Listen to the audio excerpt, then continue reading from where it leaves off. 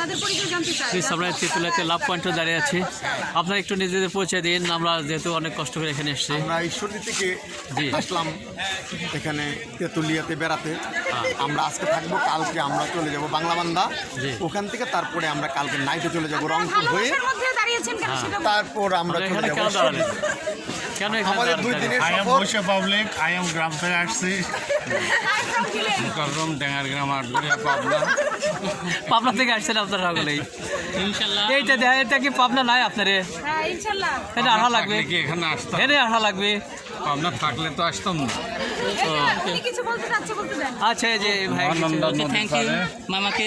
আমি আচ্ছা মামা, আপনি ইসলামী ব্যাংক থেকে এখানে কেন আসছেন মামা? এখানে বাংলাদেশের সৌন্দর্য উপভোগ করার জন্য। ও, কি আপনি ছুটি নিয়ে এসেছেন? হ্যাঁ অবশ্যই ছুটি 2 দিন। 2 দিন ইনশাল্লাহ আমরা ঘুরবো। 2 দিনে পুরো পঞ্চগড় জেলা দেখা হয়ে যাবে। হ্যাঁ হয়ে যাবে ইনশাল্লাহ, চেষ্টা করবো আর কি। তো ধন্যবাদ।